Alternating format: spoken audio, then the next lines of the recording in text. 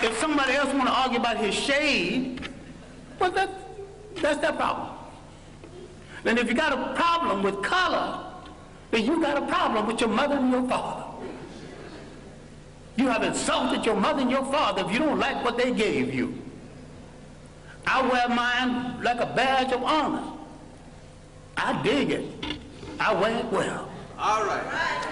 Love it.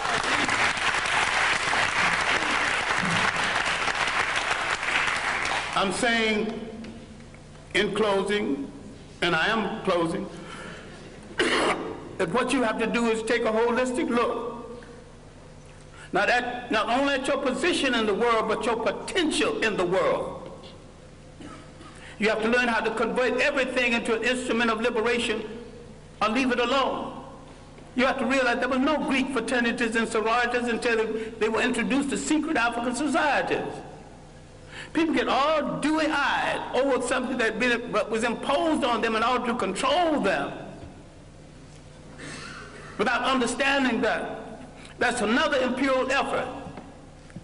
So it bothers me, and although I have good personal friends who are Muslim, that not a single Muslim scholar have dealt with that 1,000 years of African independence before slavery and how the Arabs from the north systematically destroyed these nations.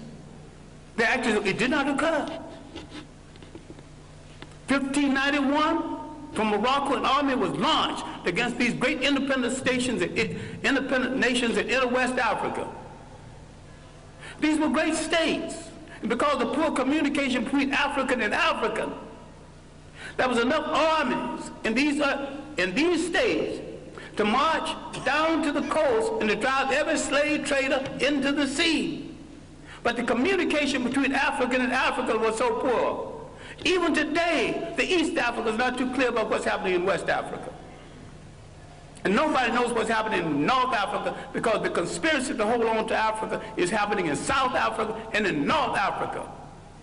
So the whites in South Africa willing to play a part, and the pseudo whites in North Africa willing to play a part. In all this world, you have no friends. But if there are a billion of you on the face of this earth scattered all over the world, what do you need with a friend other than yourself? Why can't you turn inward on yourself and say, I will wear no clothes I don't produce. Start with your underwear. I wear no shoes that's not made by a brother. You're creating a shoe factory, employment at once. Start buying airplanes, break them down and study them, and later on make airplanes. What this whole thing is about is the restoration of confidence. It has been the role of these handmaidens of colonialism to destroy your confidence in yourself. You don't believe that you can look like a god. You don't believe a black father in your home is to some extent a god. That doesn't make the black woman less than a goddess. Because we produced the first human societies that recognized and respected the female god. We produced the first human society that said you can't be a king unless you got a queen. You can't be a god unless you got a goddess. So you can see all of these social ills that people are defending now, none of it started in our countries. I defy anyone alive, and those who want to come alive, come back and prove me, I invite them too, to show me one single case of sexual deviance or maladjustment any place on the African continent before the coming of foreigners.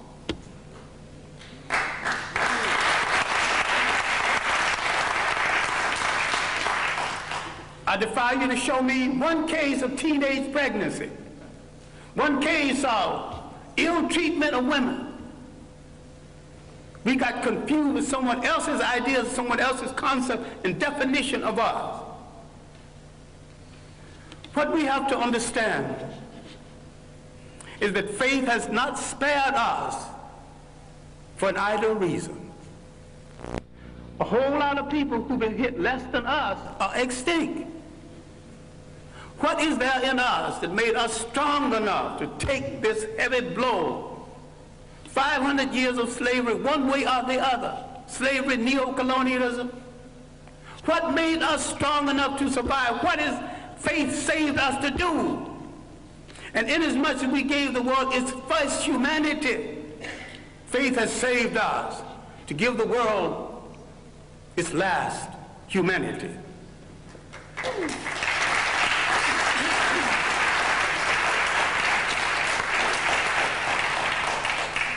What we have to do is to believe it, to believe that we are worthy of it, and to believe that we are capable of it. What black studies should be about, what black religion should be about, is the restoration of the confidence.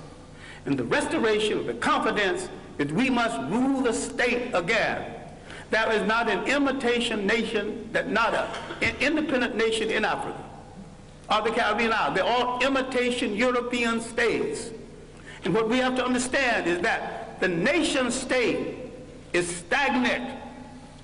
The African did not live in a nation state, he lived in a territorial state. The African learned something that's very basic. Cultures have to be fertilized by cultures. People have to be fertilized by the interaction between cultures and cultures. This insecure European tightened his borders. You know, you got a passport to come here? The word passport is not in any African language. The things he invented to restrict himself, he imposed on other people. Once we gain confidence in ourselves, and once we look at that person staring back at us from that mirror and like what we see, and don't move from that mirror until you like what you see.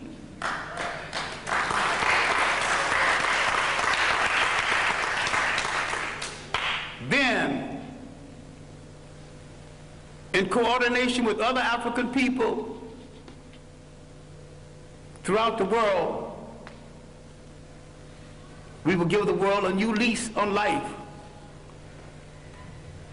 We will turn to all of our people and not one part of them, because we came from a matrilineal society that respected women to the point that lineage came down to the female side. We must answer the call of the great African-American poet, Margaret Walker, who said, "Let the dirges end, let a new peace begin. Let us write a new covenant for the freedom of ourselves in the world." African men throughout the world need to step forward and answer Sister Margaret and say, "Sister Margaret, we have heard your call.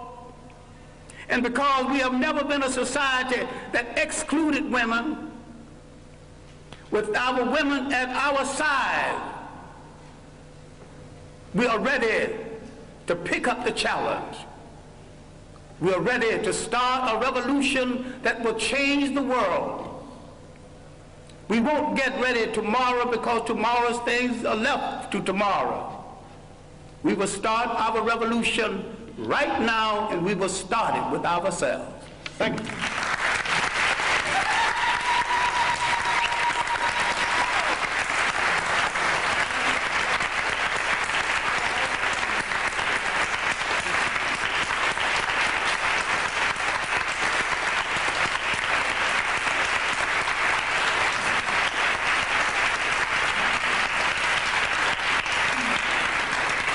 Since we have run over our time, I'm not quite sure what I should do since we have run over our time, but I know that there are some people who and we will try to have maybe just 2 or 3 questions.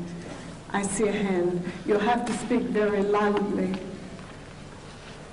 Syrian is saying we really have problems with the World Bank. And when we are in trouble, we are told in this country where growth rate is 5%.